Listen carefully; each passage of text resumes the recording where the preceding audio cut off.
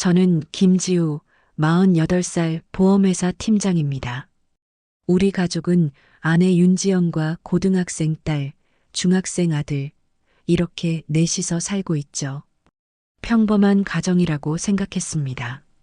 아니, 정확히 말하면 그렇게 믿고 싶었습니다. 매일 아침 6시 30분에 일어나 출근 준비를 하고 아내는 항상 따뜻한 아침 식사를 차려주었습니다. 20년 넘게 이어온 일상이었죠. 변화는 어느 봄날 갑자기 찾아왔습니다. 여보, 나 수영 시작할래. 아내가 갑자기 꺼낸 말에 처음엔 놀랐습니다.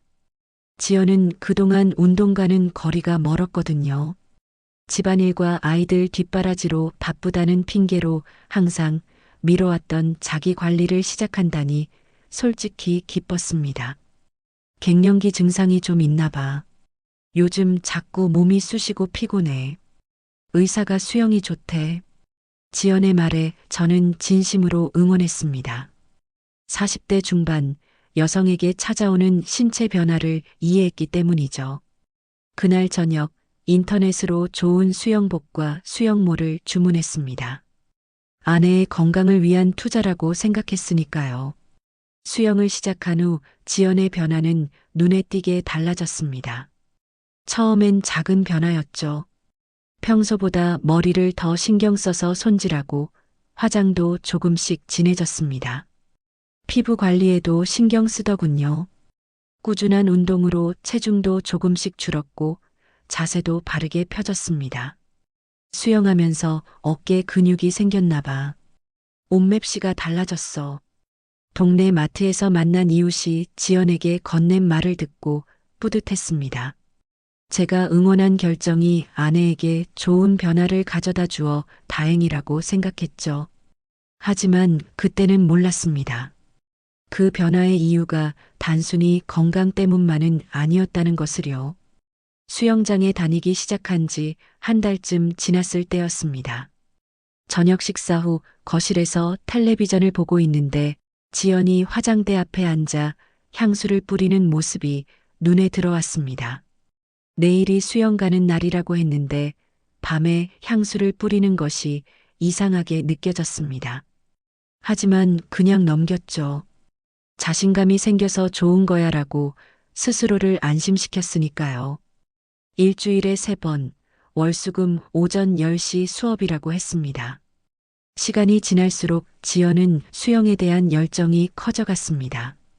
아이들 등교시킨 후 서둘러 수영복을 챙기고 화장까지 완벽하게 하고 나갔죠. 수영하러 가는데 화장이 필요할까 싶었지만 여자들은 다 그러려니 했습니다. 오늘 선생님이 제 자세를 칭찬하셨어요. 다른 회원분들보다 빨리 늘었대요. 지연이 수영을 다녀온 날마다 들려주는 이야기에 저는 웃으며 고개를 끄덕였습니다. 아내가 즐거워하는 모습이 좋았으니까요.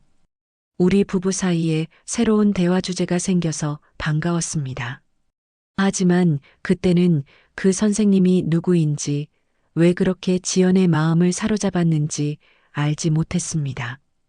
어느 날 아침 출근 준비를 하던 중 지연의 수영 가방이 눈에 들어왔습니다. 전날 수영을 다녀왔다고 했는데 가방이 현관에 그대로 놓여 있더군요. 평소라면 지연이 정리했을 텐데 어제는 친구와의 약속으로 늦게 들어왔다며 피곤해 보였습니다. 가방을 정리해 주려고 열었을 때 이상한 점을 발견했습니다. 수건이 젖어 있지 않았어요.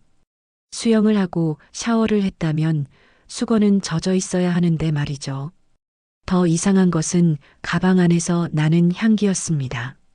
지연이 쓰는 향수 냄새가 아닌 분명 남자 향수 냄새가 나는 티셔츠가 들어 있었습니다. 수영장에서 누군가의 옷과 섞였나? 처음엔 그렇게 생각했습니다. 하지만 그 티셔츠는 분명 새 것이었고 사이즈도 남성용이었죠. 가슴이 철렁 내려앉는 느낌이었습니다. 하지만 곧바로 제 자신을 다잡았습니다. 착각이겠지. 내가 너무 예민한 거야. 그날 하루 종일 마음이 불편했습니다.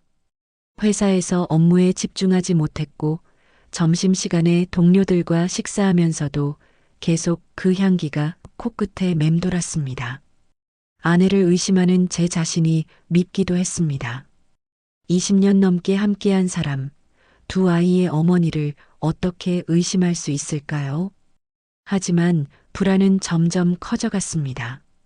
저녁에 퇴근해서 집에 돌아오니 지연은 평소와 다름없이 저녁 식사를 준비하고 있었습니다. 아이들은 각자 방에서 공부하고 있었고 평화로운 일상이 그대로였습니다. 지연에게 물어볼까 망설였지만 결국 아무 말도 하지 못했습니다. 대신 지연의 행동을 유심히 관찰했습니다. 여보, 이번 주말에 가족여행 어때요? 애들도 중간고사 끝났으니 잠깐 쉬어가면 좋을 것 같아. 식사 중에 제가 꺼낸 말에 지연은 잠시 망설이는 듯 했습니다. 이번 주말에요? 제가 토요일에 특별 수영 수업이 있어서 그 말을 듣는 순간 가슴 한 구석이 아팠습니다. 예전에 지연이라면 가족여행을 위해 무엇이든 미뤘을 텐데 이제는 수영이 더 중요해진 듯 했습니다. 그날 밤 지연이 잠든 후 몰래 그녀의 휴대폰을 확인하고 싶은 충동이 들었습니다. 하지만 그러지 않았습니다. 아직은 믿고 싶었으니까요. 내가 너무 예민해진 거야. 지연이가 조금 변했다고 해서 다른 남자가 생겼다는 건 말도 안 돼. 스스로에게 되뇌었습니다. 다음 날 회사에서 일찍 퇴근했습니다. 갑자기 지연이 보고 싶었거든요.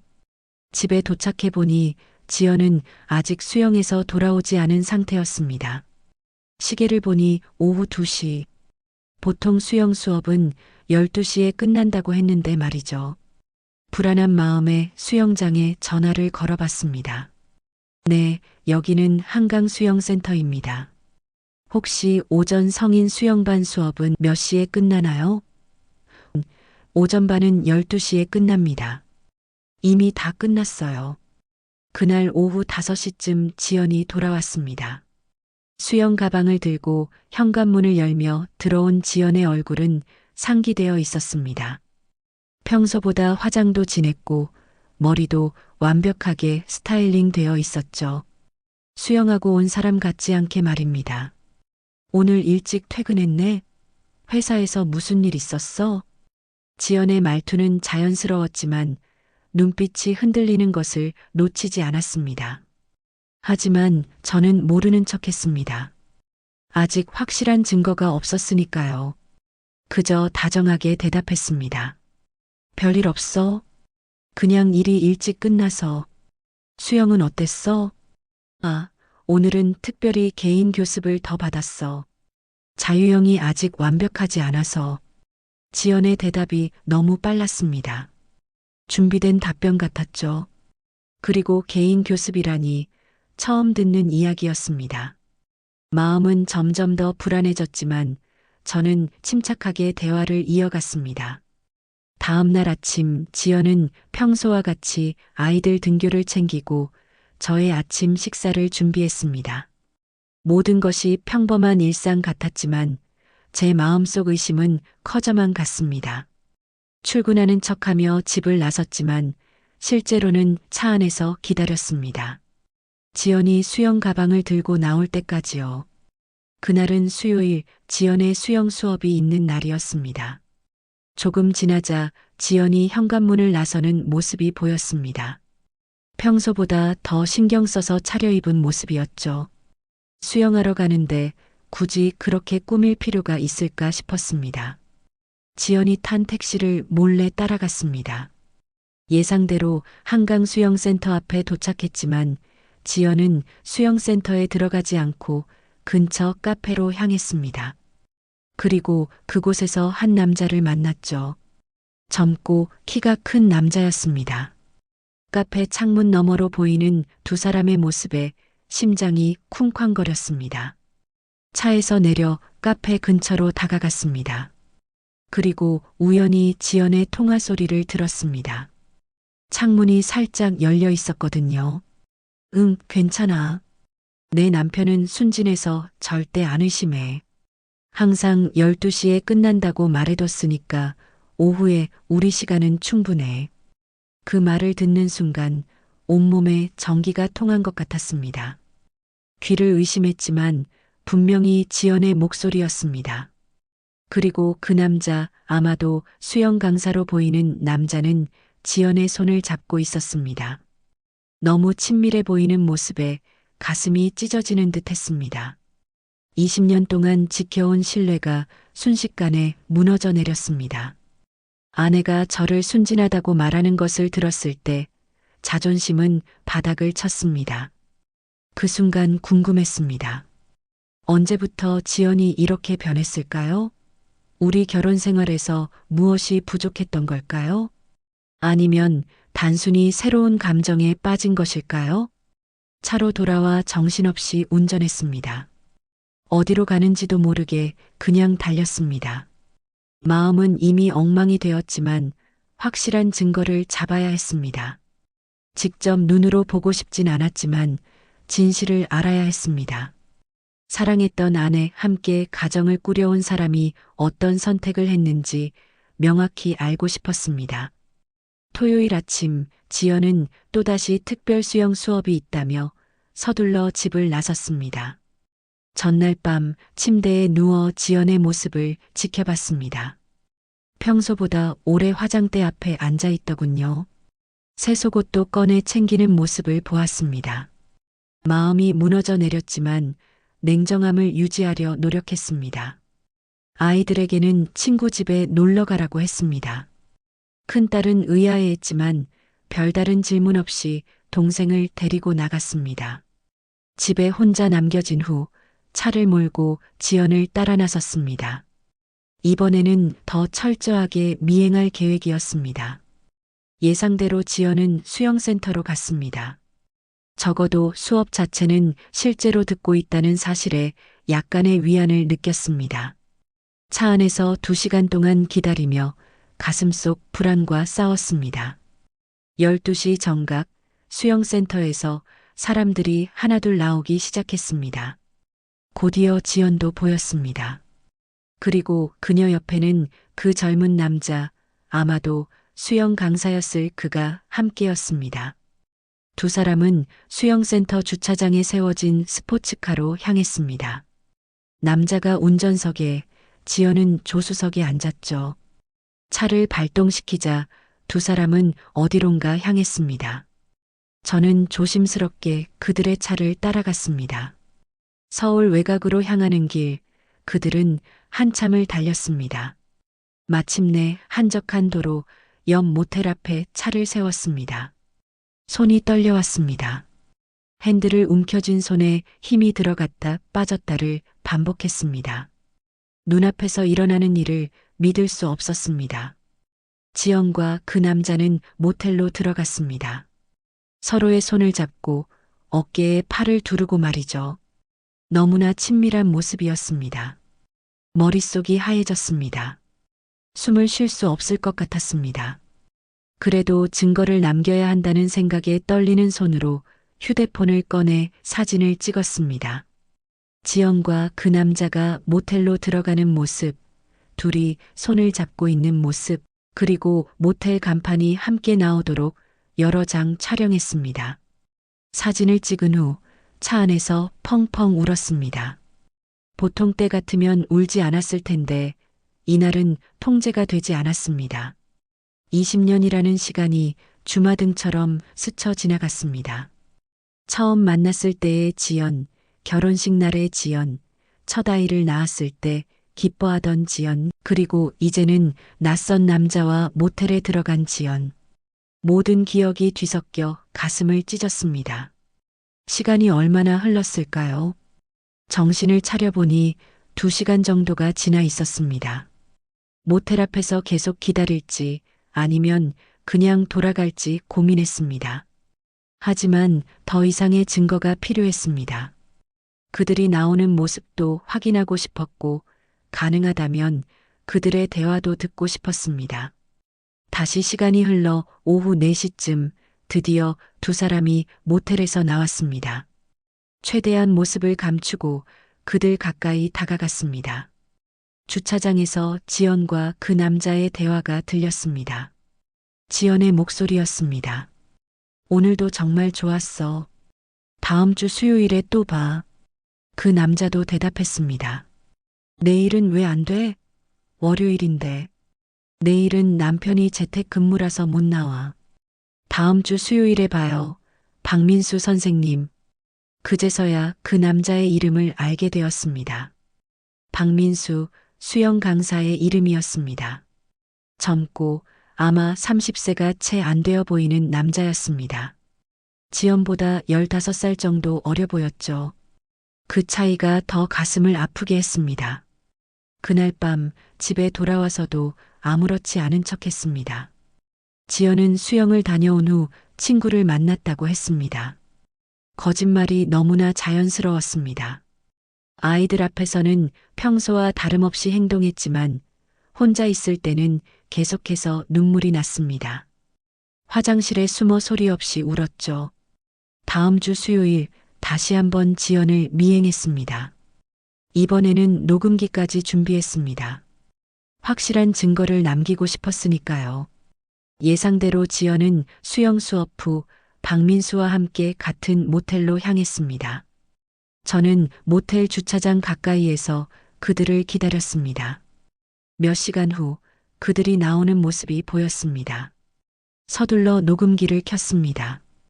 바람이 불어 소리가 잘 들리지 않을까 걱정했지만 다행히 그들의 대화는 선명하게 녹음되었습니다. 다음에는 내가 좋아하는 걸 해줄 거지? 박민수의 목소리였습니다. 그럼 뭐든지 원하는 대로 해줄게. 당신만 행복하다면야. 지연이 답했습니다. 수영 끝나고 샤워 안 해도 돼. 어차피 당신이 다 씻겨주잖아. 그 말을 듣는 순간 마지막 남아있던 희망마저 무너져 내렸습니다. 더 이상 변명의 여지가 없었습니다. 지연과 박민수는 분명한 불륜 관계였습니다. 그리고 그들의 대화는 너무나 친밀했습니다. 우리 부부 사이에서도 나누지 않았던 말들이었습니다. 물속에 던져진 것처럼 숨이 막혔습니다. 깊은 물속에서 허우적거리는 기분이었습니다. 지연이 배운다던 수영, 그 물속에서 저는 진실을 발견했습니다. 아내가 다른 남자와 함께 있는 진실 말이죠. 그들의 대화를 더 들으려고 했지만 더는 견딜 수 없었습니다. 차로 돌아와 또다시 울었습니다. 이번에는 슬픔보다 분노가 컸습니다. 배신감, 그리고 모욕감에 몸이 떨렸습니다. 그 자리에서 당장 뛰어나가 그들에게 모든 것을 털어놓고 싶었지만 참았습니다. 더 큰 계획이 있었으니까요. 집에 돌아온 후 컴퓨터에 녹음 파일과 사진들을 옮겼습니다. 모든 증거를 정리했습니다. 법적으로 어떻게 대응할 수 있을지 알아보기 위해 변호사 사무실도 찾아갔습니다. 변호사는 이런 경우 이혼과 함께 위자료 청구도 가능하다고 조언해 주었습니다. 특히 상대 남성에게도 책임을 물을 수 있다고 했습니다. 김 선생님, 배우자의 불륜이 확실하다면 민사상 위자료 청구가 가능합니다. 상대 남성이 기혼 여성임을 알고도 관계를 맺었다면 그에게도 책임을 물을 수 있습니다. 변호사의 말에 고개를 끄덕였습니다. 하지만 솔직히 돈보다는 정의를 원했습니다. 그들이 저지른 일에 대한 책임을 지게 하고 싶었습니다. 특히 박민수, 자신의 직업적 위치를 이용해 유부녀를 유혹한 그 남자에게 말이죠. 집으로 돌아오는 길 갑자기 궁금해졌습니다. 지연은 왜 이런 선택을 한 걸까요? 우리 사이에 무엇이 부족했길래 다른 남자를 찾아간 걸까요? 나이 차이 때문일까요? 단순한 호기심 때문일까요? 아니면 진짜 사랑에 빠진 걸까요? 녹음 파일을 다시 들었습니다. 지연의 목소리, 그리고 그녀가 보인 행동들, 모든 것이 낯설게 느껴졌습니다. 20년을 함께 살았지만 저는 지연을 전혀 몰랐던 것 같았습니다. 혹은 지연이 변한 것일까요? 아니면 제가 지연의 변화를 알아차리지 못한 걸까요? 금요일 저녁 아이들에게 친구네 집에서 하룻밤 묵으라고 했습니다. 큰딸은 의아해했지만 제가 단호하게 말하자 결국 동생과 함께 나갔습니다. 집에 지연과 단둘이 남게 되었습니다. 침착하게 거실 소파에 앉아 지연을 불렀습니다. 지연아, 잠깐 이야기 좀 할까? 지연은 부엌에서 설거지를 하다가 손을 닦고 나왔습니다. 평소와 다름없는 모습이었습니다. 소파에 앉는 지연을 바라보며 가슴이 아팠습니다. 한때는 그토록 사랑했던 사람인데 이제는 낯선 사람처럼 느껴졌습니다. 무슨 일이에요? 지연이 물었습니다. 수영 어때? 제 질문에 지연은 평소와 같이 웃으며 대답했습니다. 좋아요. 많이 늘고 있는 것 같아요. 강사님이 제 자세가 많이 좋아졌다고 칭찬하셨어요. 말을 마친 지연의 표정을 유심히 살펴봤습니다. 전혀 거짓말하는 것 같지 않았지만 이제는 알고 있었죠. 아내의 연기가 얼마나 완벽한지를. 천천히 노트북을 펼쳤습니다. 화면에는 미리 준비해둔 사진들과 녹음 파일이 있었습니다. 지연에게 화면을 보여주었습니다. 이게 뭐지? 지연이 물었습니다. 순간 얼굴이 하얗게 변했습니다. 네가 수영 배우러 간다던 시간에 찍은 사진이야. 최대한 감정을 누르며 차분하게 말했습니다. 지연의 눈에서 당황함이 역력했습니다. 아무 말도 하지 못하고 화면만 바라보던 지연의 눈에서 눈물이 흘러내렸습니다. 녹음 파일을 틀었습니다. 지연과 박민수의 대화가 선명하게 들렸죠. 대화를 듣는 동안 지연은 마치 얼어붙은 듯 그 자리에 앉아 있었습니다. 녹음이 끝나고 한참 동안 침묵이 이어졌습니다. 마침내 입을 열었습니다. 이제 끝이야. 단 3마디, 그러나 저의 모든 결심이 담긴 말이었습니다. 지연은 갑자기 무릎을 꿇고 울기 시작했습니다. 용서해달라는 말과 함께 모든 잘못을 인정했지만 제 마음은 이미 돌이킬 수 없는 강을 건너고 있었습니다. 왜 그랬어? 우리가 뭐가 부족했길래? 묻고 싶은 말이 너무 많았지만 딱 이 한마디만 나왔습니다. 지연은 눈물을 흘리며 대답했습니다. 그냥 지루했어요. 매일 같은 일상이 지겹고 나도 몰라요. 왜 그랬는지. 그 대답이 더 가슴을 아프게 했습니다. 20년 함께한 세월, 두 아이를 함께 키운 시간이 그저 지루함 때문에 무너질 수 있다는 사실이 믿기지 않았습니다. 그 답변은 지연이 저를 얼마나 가볍게 여겼는지 보여주는 것 같았습니다. 당신이 나를 죽였어. 사랑했던 내가 죽었어. 감정이 북받쳐 흘러나온 말이었습니다.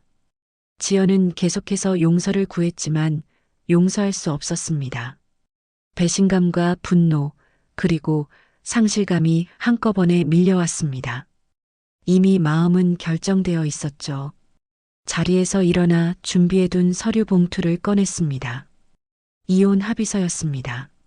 지연에게 내밀었고 아무 말 없이 방으로 들어갔습니다. 그날 밤 침대가 아닌 소파에서 잠을 청했습니다. 눈을 감아도 잠은 오지 않았죠. 머릿속에는 행복했던 기억과 방금 전 지연의 눈물 젖은 얼굴이 번갈아 떠올랐습니다. 다음 날 아침 거실로 나가보니 지연은 소파에서 밤을 샌 듯했습니다. 눈이 퉁퉁 부어 있었고 합의서에는 이미 서명이 되어 있었습니다. 말없이 커피를 한 잔 내려 마시고 변호사에게 전화했습니다. 이혼 절차를 시작하기로 했고 아울러 박민수에 대한 위자료 청구 소송도 함께 준비해달라고 부탁했습니다. 아이들에게 어떻게 이야기할지 고민했습니다. 둘 다 사춘기에 접어든 나이, 이런 상황을 어떻게 받아들일지 걱정됐습니다. 지연은 자신이 모든 것을 이야기하겠다고 했지만 제가 말렸습니다. 두 사람의 문제가 아이들에게까지 상처를 주고 싶지 않았으니까요. 법정에 들어서는 순간 손에 땀이 났습니다. 이혼 절차는 이미 마무리 단계였습니다. 오늘은 박민수를 상대로 한 위자료 청구 소송 첫 재판이었죠. 변호사의 조언대로 모든 증거를 준비했습니다. 사진들, 녹음 파일, 그리고 지연의 진술서까지. 법정 입구에서 박민수를 처음 마주했습니다. 그는 생각보다 더 젊어 보였습니다. 이제 30이 채 안 된 남자가 어떻게 사심 내신 유부녀를 꼬드겼는지 의문이 들었습니다. 눈이 마주쳤을 때 그는 잠시 머뭇거리다가 고개를 숙였습니다. 죄책감이 있는 걸까요? 아니면 단순히 불편해서였을까요? 재판이 시작되고 변호사는 차분하게 제 입장을 대변했습니다. 박민수가 수영 강사로서 직업적 위치를 이용해 유부녀를 유혹했다는 점, 그리고 그가 지연의 결혼 사실을 알면서도 관계를 지속했다는 점을 강조했습니다. 모든 증거가 명확했기에 박민수 측에서도 크게 반박하지 못했습니다. 피고인은 원고의 배우자가 기혼자임을 명백히 인지한 상태에서 불륜 관계를 유지했습니다. 이는 원고의 가정을 파괴하고 정신적 고통을 안겨준 명백한 불법 행위입니다. 변호사의 주장에 판사는 고개를 끄덕이며 경청했습니다. 박민수의 변호사는 그가 단순히 지연에게 수영을 가르치는 관계였을 뿐이라고 주장했지만 녹음 파일이 공개되자 더 이상 변명할 수 없었습니다. 법정에서 나오며 알게 되었습니다. 박민수는 이미 체육센터에서 해고된 상태였습니다. 불륜 사실이 알려진 후 센터 측에서 그를 즉시 해고했다고 했습니다. 또한 다른 수영장에서도 취업이 거절되고 있다고 했죠. 그의 경력에 큰 오점이 생긴 셈이었습니다. 지연은 친정으로 돌아갔습니다. 하지만 부모님도 딸의 행동에 크게 실망했다고 합니다. 아이들은 처음엔 이해하지 못했지만 시간이 지나면서 저와 함께 지내기로 했습니다. 특히 큰딸은 어머니의 행동에 크게 상처받은 듯 했습니다. 사춘기 소녀에게 어머니의 배신은 더 큰 충격이었을 테니까요. 한 달 후 최종 판결이 내려졌습니다. 박민수에게 상당한 액수의 위자료를 지불하라는 판결이었습니다. 판사는 특히 가정의 신뢰를 깨뜨린 죄, 무겁게 판단한다라는 말을 덧붙였습니다. 그 말에 깊이 공감했습니다. 돈의 문제가 아니라 신뢰의 문제였으니까요. 법정을 나서며 묘한 감정이 들었습니다. 승리했다는 기쁨보다는 공허함이 컸습니다. 이길 게 없는 싸움에서 이겼다는 느낌이었죠. 제가 원했던 건 정의였을까요? 아니면 복수였을까요? 스스로에게 물었지만 답을 찾지 못했습니다. 집으로 돌아오는 길, 문득 지연과의 추억이 떠올랐습니다. 처음 만났을 때, 결혼식 날, 아이들이 태어났을 때, 그 모든 순간이 이제는 먼 과거의 일이 되어버렸습니다. 마음 한구석이 아팠지만 동시에 새로운 시작에 대한 기대도 있었습니다. 아이들을 위해 강해져야 했습니다. 이제 저는 아버지이자 어머니의 역할을 동시에 해야 했으니까요. 퇴근 후에는 아이들과 더 많은 시간을 보내려고 노력했습니다. 함께 요리도 하고 숙제도 봐주고 주말에는 영화도 보러 다녔습니다. 서서히 우리만의 새로운 일상이 만들어지고 있었습니다. 어느 날 저녁 큰딸이 제게 다가와 안아주었습니다. 아빠 괜찮아요? 많이 힘들죠? 딸의 질문에 코끝이 찡해졌습니다. 아이가 저를 걱정해주는 모습이 고마우면서도 미안했습니다. 어른스러워진 딸의 모습에 눈시울이 붉어졌습니다. 이혼 후 6개월이 지났습니다. 생각보다 빨리 새로운 일상에 적응해 가고 있었습니다. 아이들도 처음보다 많이 안정되었고 저 역시 마음의 상처가 조금씩 아물어가는 중이었습니다. 회사에서는 팀장에서 부장으로 승진했고 업무에 더 집중할 수 있게 되었습니다. 주말이면 집 근처 도서관에서 자원봉사를 시작했습니다. 책을 정리하거나 어린이들에게 책을 읽어주는 일이었죠. 처음에는 단순히 시간을 보내기 위한 선택이었지만 점차 그곳에서 평화를 찾았습니다. 책 속에서 위로를 받기도 했고 아이들의 웃음소리는 제게 새로운 활력을 주었습니다. 어느 토요일 오후 도서관에서 성인 독서 프로그램이 열렸습니다.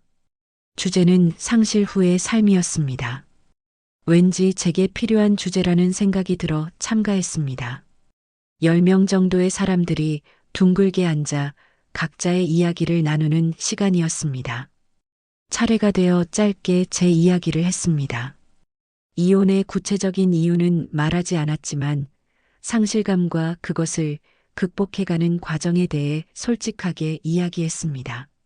말을 마치고 고개를 들었을 때 맞은편에 앉은 여성과 눈이 마주쳤습니다. 서연이라고 자기소개를 했던 여성이었습니다. 프로그램이 끝난 후 서연이 다가왔습니다. 이야기 잘 들었어요. 많이 힘드셨겠네요. 부드러운 목소리였습니다. 40대 중반으로 보이는 서연은 초등학교 교사라고 했습니다. 남편과 사별한 지 3년이 되었다고 했죠. 커피숍에서 이야기를 나누며 서로에 대해 알아갔습니다. 서연은 따뜻한 눈빛을 가진 여성이었습니다. 이야기를 나눌수록 편안함을 느꼈습니다. 비슷한 아픔을 겪었기에 서로를 더 잘 이해할 수 있었는지도 모르겠습니다. 그 후로 도서관에서 자주 마주치게 되었습니다. 때로는 함께 책을 정리하기도 하고 같이 점심을 먹기도 했습니다. 서연은 제게 새로운 책을 추천해 주었고 저는 그녀에게 맛있는 식당을 소개해 주었습니다. 특별한 감정은 아니었지만 함께 있으면 편안했습니다. 아이들에게도 서연을 소개했습니다. 처음에는 경계하는 듯 했지만 서연의 따뜻한 성격 덕분에 금세 마음을 열었습니다. 특히 큰딸은 서연과 금세 친해졌습니다. 여성으로서 조언이 필요할 때 서연에게 말하곤 했죠. 어느 봄날 네 식구가 함께 공원에 소풍을 갔습니다. 아이들은 앞서 뛰어가고 서연과 저는 천천히 걸으며 이야기를 나누었습니다. 문득 서연이 물었습니다. 후회하세요? 이혼한 것을. 잠시 생각한 후 대답했습니다. 아니요, 후회하지 않아요. 아프지만 필요한 결정이었습니다. 그리고 그 결정 덕분에 지금 이렇게 새로운 시작을 할 수 있었으니까요. 서연은 미소 지으며 고개를 끄덕였습니다. 저도 그래요. 상실은 끝이 아니라 새로운 시작일 수 있다는 걸 배웠어요. 벚꽃이 흩날리는 공원을 걸으며 문득 깨달았습니다. 사랑은 끝났다고 생각한 그날, 다시 저를 향해 수면 위로 떠올랐습니다. 갑자기 다시 사랑을 시작하기엔 아직 이른지도 모르겠습니다. 하지만 적어도 혼자가 아니라는 생각에 마음이 따뜻해졌습니다. 돌아보면 지연의 수영은 우리 가정의 파국이 되었지만 그 속에서도 저는 다시 숨을 쉬는 법을 배웠습니다. 깊은 물속에서 허우적거리다가 드디어 수면 위로 올라온 기분이었습니다. 이제 저는 새로운 해변을 향해 천천히 헤엄쳐 나가고 있습니다. 아이들이 웃으며 손을 흔드는 모습을 보며 생각했습니다. 인생은 계속됩니다. 상처는 남지만 그 상처와 함께 살아가는 법을 배우게 됩니다. 그리고 때로는 예상치 못한 곳에서 새로운 희망이 피어나기도 합니다. 다음 이야기에서 또 다른 감동으로 찾아뵙겠습니다. 오늘도 함께 해주셔서 감사합니다.